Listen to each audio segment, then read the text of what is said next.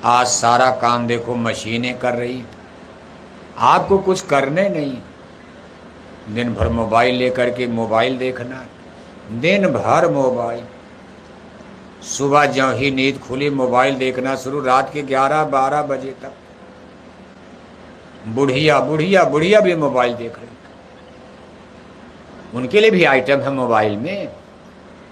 बुढ़िया के लिए भी मोबाइल, मोबाइल में क्या गजब का विज्ञान है।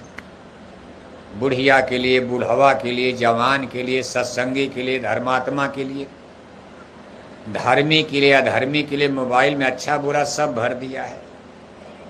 आप चाहो तो रामायण गीता देखो मोबाइल में, और चाहो तो नंगा नंगा सिनेमा पिक्चर, और चाहो तो मोबाइल के द्वारा ही शादी भी कर लो। आप मोबाइल में ही शादी खोज लो, खोज रहे हैं बच्चे, खोज, माँ बाप की ज़रूरतें नहीं। माँ बाप को पता नहीं, बच्चे ने शादी तय कर लिया। माँ बाप लगन पत्री ले आए, भाई देखो कल तुमको देखने वाले लोग आएंगे, हम तुम्हारी शादी तय कर रहे हैं। बच्चा भड़क गया, कहा क्या शादी, मैंने तो शादी तय कर लिया, मैंने अपनी बीवी अपनी बहू तय कर लिया है। माँ बाप ने कहा तुमने कब तय कर लिया? अरे कहा करीब 2 महीना पहले ही मेरा सेट हो गया। कहा हमको बताया नहीं? अरे कहा बताते तो आप नाराज हो जाते। कहा कहाँ तय किया? कहा तमिलनाडु में तय कर लिया। तमिलनाडु। माँ बाप कहते तू तमिलनाडु कब गया था? अरे कहा गया नहीं था, यही मोबाइल से मैंने तय कर लिया। बड़ा सुंदर चेहरा था, पर अंग्रेजी बोल रही थी। इधर से मैंने बटन दे दिया, आई लाइक यू, मैं तुमको पसंद कर। उसने भी कह दिया यस। बस एक कागज कोर्ट में मैंने बनवा लिया। अरे कहा कुछ दान दहेज, उसकी जाति होती का पता है? अरे कहा जाति से क्या लेना देना? अरे कहा उसके धर्म के बारे में कुछ मालूम है? कहा धर्म का क्या लेना देना, हम तो सोशलिस्ट हो गए, कम्युनिस्ट हो चुके हैं, हम साम्यवादी विचारधारा में चले गए, हमको जाति और धर्म से कोई लेना देना। अरे कहा कुछ दान दहेज मिलेगा? अरे कहा दान दहेज इसमें नहीं मिलता। कहा समाजवादी विचारधारा में, साम्यवाद में दान दहेज की बात नहीं होती। अरे कहा है जो 20 लाख मैंने तेरे पढ़ने में लगाए कहाँ से आएगा? मेरे ऊपर 15 लाख का लोन है, कर्जा है, मैंने कर्जा लेकर तुमको पढ़ाया। मैंने तो सोचा था भाई बढ़िया शादी होगी, 10-20 लाख दान दहेज मिलेगा। अरे कहो बाद में देखा जाएगा, मैंने बस इसमें लेना देना कुछ नहीं। माँ बाप ने कहा नहीं नहीं तुमको हमने अपनी जात बिरादरी में करना होगा, मैंने तय किया। लड़के ने कहा बस आज रात में मैं जहर खा के मर जाऊंगा, अगर मेरी शादी वहाँ नहीं मैं आत्महत्या कर लूँगा। माँ बाप भी डर गए, भाई कहीं मरी न जाए, एक ही बच्चा है। कहा अच्छा चलो कर लो। यानी मोबाइल कितना काम कर रही बताओ आप? सब काम मोबाइल से, सारा काम मशीनों से आपका हो गया। धान कूटना है मशीन कूट रही है, आटा बनाना है मशीन बना रही है, गेहूं की बुआई करना आप घर में बैठे गेहूं बो दिया गया, आप घर में बैठे गेहूं की सिंचाई हो गई, घर में बैठे बैठे गेहूं की कटाई हो गई, घर में बैठे बैठे गेहूं घर में आ गया, तब तक आटा बन गया, तब तक रोटी भी बन गई, बटन दबा दिया, और बटन दबा दिया रोटी पेट में भी चली गई। अभी ऐसी मशीन देवरिया में थे लेकिन विदेश में आ गई। हाथ नहीं लगाना, ऐसे बटन दबाओ, रोटी मुंह खोल दो, रोटी पेट में खट खट खट खट, आपको हाथ भी नहीं लगाना। लेकिन इसका परिणाम क्या निकला? जब सब काम मशीन से करोगे रोटी पेट में जाके अटक गई। अब 2 दिन हो गया रोटी बाहर नहीं निकल रही है। तब कहते डॉक्टर साहब मशीन लगाओ, टट्टी नहीं हो रही। डॉक्टर ने मशीन लगाया तो टट्टी हुई। 2-4 बार जब मशीनों से टट्टी होगी, पता चला बीपी के मरीज हो गए, बीपी हाई होने लगी। जब मशीन के द्वारा बार बार टट्टी 2-4 बार अगर हो गई मशीन के द्वारा, तो आपको बीपी की बीमारी हो जाएगी, हार्ट हो जाएगा। आप इतनी बड़ी बीमारी के शिकार हो जाओगे, दुनिया में कोई नहीं बचा सकता, क्योंकि शरीर तो खुद ही मशीन भगवान ने बनाया था। अब आपको जब भगवान ने खुद मशीन के रूप में बनाया, आपको हाथ दिया था कुछ काम करना था, आपको उन्होंने पैर दिया था चलने के लिए, आपको उन्होंने शरीर में सब कुछ औजार दिया था। अब आप मशीन बनाकर सब काम करने लगा। आदमी ने मशीन ही बना डाला, इतनी मशीन बना डाला कि भाई बड़ा सुख मिलेगा। और अब ये सुख कहाँ मिल रहा, सब लोग रोगी हो गए। जब शरीर ही रोगी हो गया तो पैसा अब क्या करेगा। करोड़ों करोड़ों रुपया बैंक में जमा है, लेकिन अब आप मिठाई नहीं खा सकते हो। लाखों लाख रुपए की मिठाई बनाकर शादी ब्याह में, इसमें देखो शादी ब्याह चल रहा, बड़े बड़े लोग लाखों लाख रुपए की किस्म किस्म की मिठाई बनाकर, बेटा बेटी की शादी में दुकान लगाकर बैठे हैं, और सब लोग जा करके गप गप रसगुल्ला मार रहे हैं, और लाखों रुपए खर्च करने वाला टुकुर टुकुर देख रहा है। लोग कहते हैं बाबूजी बड़ा अच्छी मिठाई रसगुल्ला, एक आप भी ले लीजिए। नहीं नहीं, हमको तो शुगर हो गया है। अब उसके नौकर चाकर, टेंट वाले, राउटी वाले, ट्रैक्टर चलाने वाले सब वो देखो मार रहे हैं धुआंधार कि ये तो एक कप काफ़ी नहीं किसी को पिलाते हैं। बड़ा कंजूस आदमी आज मौके पर मिला है। बफर सिस्टम है, बफर सिस्टम में तो कोई बोलने वाला है नहीं, दुकान लग गई। चाहे खाओ चाहे मत खाओ, चाहे जहन्नम में चले जाओ, वहाँ कोई पूछने उछने वाला, चाहे घराती पहले खा ले चाहे बराती पहले खा लें, आज कोई कंप्लेन करता है। एक जमाना था बारात 11 बजे रात तक नहीं आई और गांव के बेचारे टुकुर टुकुर देख रहे, मिठाई सड़ रही, भोजन सड़ रहा। अगर कहीं घराती एक आदमी खा लिया तो उधर से लड़की की तरफ से समधी नाराज, बारात वापस जाएगी, बिना बारात के कैसे खा लिया आप लोगों ने। दूल्हे का फूफा नाराज, अलग झाड़ रहा। फूफे लोग ज़्यादा नाराज होते, ताव मारते। शादी ब्याह में आप देखते समधी लोग तो कम बोलते हैं, और उनको तो रिश्ता जोड़ना। किसी की शादी ब्याह में फूफा ज़्यादा नक्शा, लड़के का फूफा और लड़के का जीजा, जीजा जानते हो तो जीजा, लड़के का जीजा, और अगली पीढ़ी में समधी का जीजा यानी फूफा। लड़के के जीजा और फूफा, ये दो लोगों का मलिकाना खून चलता, और समधी बेचारे हाथ जोड़े, अरे भाई चलो हमको, उनको तो रिश्ता जोड़ना, किसी बेटे की शादी करनी, और वहाँ फूफा और जीजा अपना ताव मार रहे, अपना रुतबा जम, कोई पूछता तो है नहीं। सोचे आज मौका मिला कुछ रुतबा जमा लिया जाए। अरे नहीं, घराती खा लिए, बराती हमारी। आज देखते हो आप, घराती खा करके 1 घंटे में फुर, अभी बारात नाच रही है, तब तक बाराती भी खा करके गाड़ी पर बैठे फुर। अब अपना अपना चूल्हा बोल जाओ, शादी करो 10 आदमी बैठकर, बस केवल लड़का, लड़के का फूफा, वही जीजा, 2-4 लोग बैठे, 12 बजे खाएंगे सड़ा गला भोजन।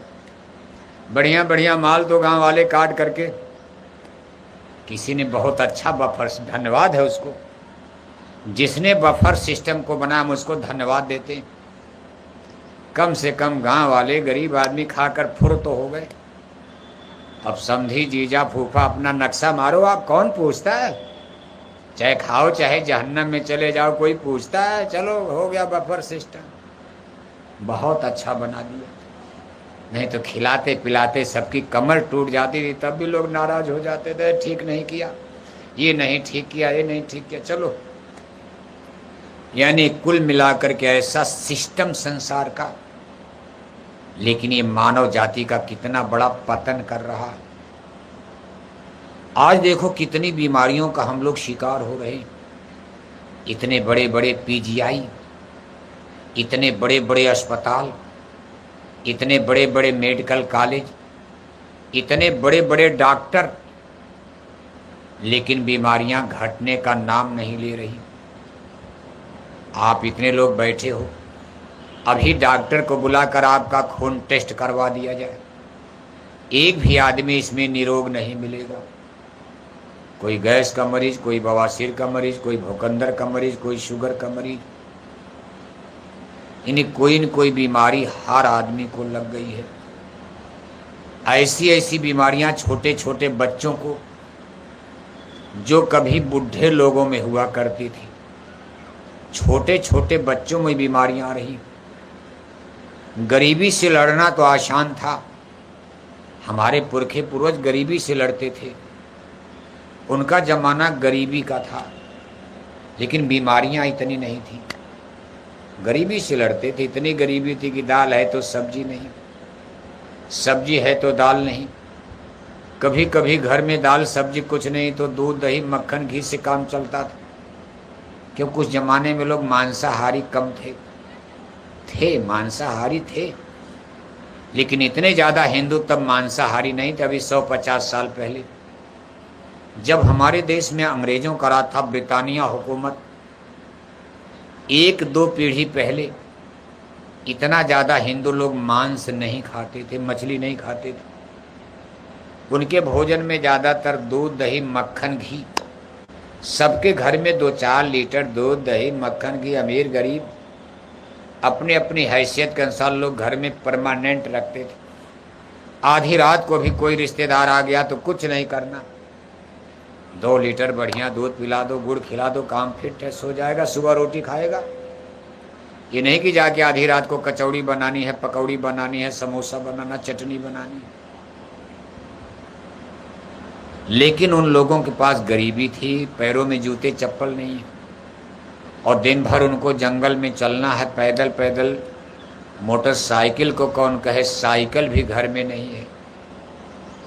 बाप दादों के पास साइकिल भी नहीं थी, और पैदल चलना है, पैर में जूता चप्पल नहीं, जंगल में कांटे हैं, उन्हीं कांटों पर दिन भर खेत में हल, सैंडल पहन के हल जोतते थे, टाई लगा करके हल जोतते थे।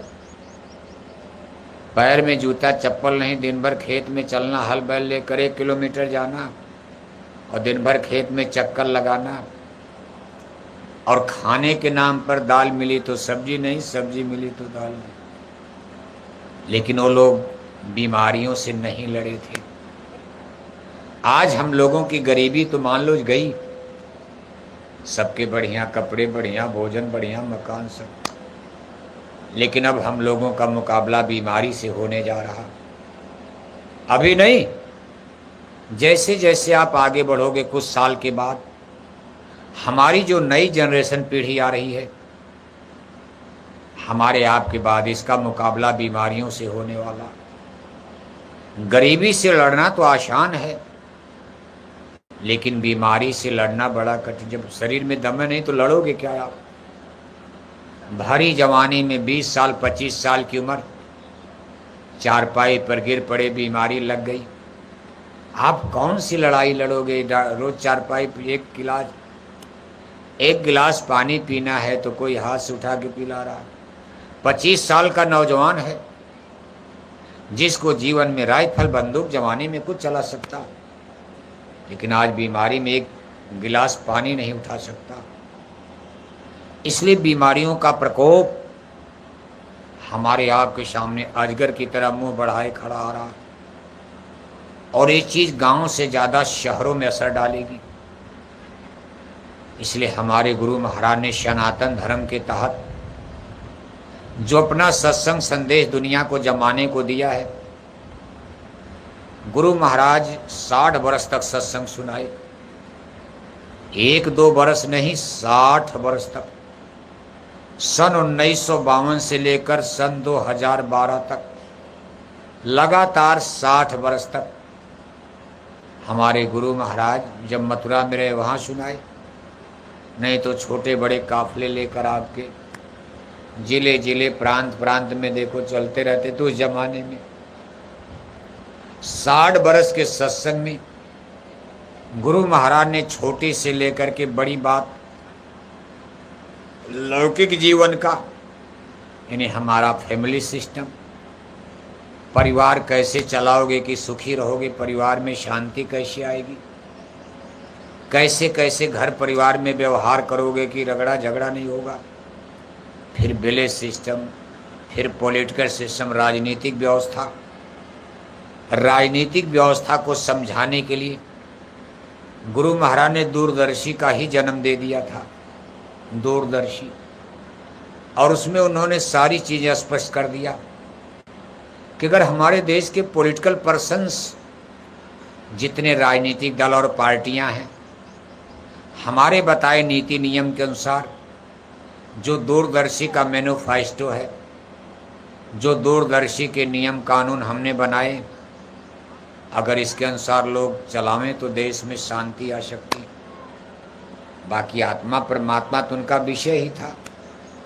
आपकी जीवात्मा का कल्याण कैसे होगा, जन्म मरण आपका कैसे छूटेगा, मोक्ष मुक्ति आपको कैसे मिलेगी। कोई जोड़ो रे सूरत नाम से, आप अपनी सूरत को नाम से, शब्द से जोड़कर ये दोनों आँखों के बीच में सिचुएटेड, दोनों आँखों के बीच में बैठी हुई आत्मा को नाम धुन शब्द धुन घंटे संग की आवाज़ से जोड़कर कैसे आप ब्रह्मांड में चढ़ोगे, कैसे स्वर्ग वैकुंठ देवी देवता का मंडल मुकाम पार करते हुए अनादि देश, आदि शाश्वत सनातन देश, अपने निज घर अमर देश सतलोक में पहुंचकर आप जन्म मरण के बंधन से मुक्त हो जाओगे। इन सारी चीज़ों पर गुरु महाराज ने प्रकाश डाला। और सन 70, 71, 72 जय गुरुदेव मिशन के इतिहास में ये बड़ा क्रांतिकारी समय माना जाता। अब उस जमाने के सत्संगी तो देवरिया में बहुत कम बचे हुए हैं।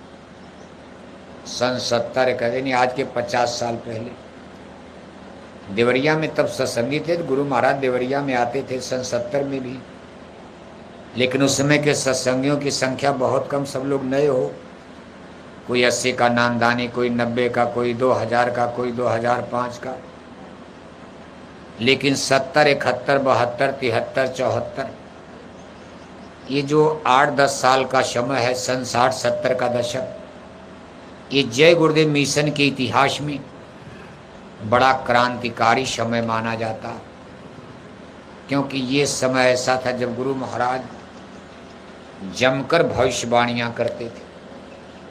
आज जो कुछ देश और दुनिया में देख रहे हो, अगर गुरु महाराज के उस जमाने का सत्संग आपको कहीं मिल जाए पढ़ने को, सुनने को, एक एक चीज़ आपके सामने सच नज़र आ रही है। इसमें जैसा देश दुनिया में हिंदू मुसलमान चारों तरफ चल रहा, गुरु महाराज ने 50 साल पहले 70, 71 में ही सब बता दिया था। उसी समय गुरु महाराज ने कहा था कि बच्चा, आज हमारी बात को भले लोग नहीं मान रहे, ध्यान नहीं दे रहे हैं, लेकिन आगे एक ऐसा, उस समय जनता नेताओं की तरफ ज़्यादा भाग रही थी। नया नया देश आज़ाद, अभी नई नई चीज़ थी। जनता नेताओं की तरफ सन 70, 71 में कोई नेता, लीडर, MP, MLA देवरिया में, दिल्ली, लखनऊ से आता था। भरी दोपहरी में फूल माला लेकर जनता सड़क पर खड़ी। लोगों की रुझान पॉलिटिक्स, राजनीति की तरफ, नेताओं की तरफ। क्यों? जनता को बड़ी आशा थी कि ये नेता लीडर भगवान से कम नहीं है। अगर इन्होंने नज़र घुमा दिया तो हमारी गरीबी, हमारा समाज, सारी व्यवस्था ठीक राम राज आ जाएगा। लेकिन गुरु महाराज ने कहा कि बच्चा, धोखा होगा और एक समय ऐसा आएगा कि नेताओं से जनता का मोह भंग हो जाएगा। लोग नेताओं के भाषण को सुनना बंद कर देंगे, जबरदस्ती बुलाया जाएगा, पैसा दे दे करके नेता लोग बुलाएंगे, तब भी जनता जाने वाली नहीं। उस समय गुरु महाराज ने कहा था कि एक भारत में एक नई क्रांति खड़ी होगी, रिवोल्यूशन। उसका नाम होगा रिलीजियस रिवोल्यूशन। धार्मिक क्रांति खड़ी हो जाएगी, देश की जनता एक बार फिर धर्म की तरफ मुड़ जाएगी। और आज गुरु महाराज की वाणी देखो, सच नजर आ रही। आज देवरिया की जनता धर्म की तरफ मुड़ गई है। आज राम और कृष्ण का विरोध करके, रामायण और गीता का अपमान करके कोई देवरिया जिले में चुनाव जीत पाएगा? जीतेगा? पहले तो लोग खूब विरोध करके जीत जाते थे। कहते थे हम सोशलिस्ट हैं, डेमोक्रेट्स हैं, हम रिपब्लिकन हैं, हम कम्युनिस्ट हैं, हम लिबरल हैं, हम ये हैं, हम ये हैं। और बढ़िया से बढ़िया सतगुरु खोजना। गुरु तो बहुत मिल जाएंगे, स्कूल बहुत है, लेकिन हर स्कूल में लोग पढ़ाते हैं। कहेंगे भाई बढ़िया से बढ़िया स्कूल, भले पैसा ज़्यादा लगे, ले चलो बच्चे को इंजीनियर डॉक्टर बनाना। इसलिए सतगुरु खोजो रे प्यारी, गुरु नहीं सदगुरु की खोज करना।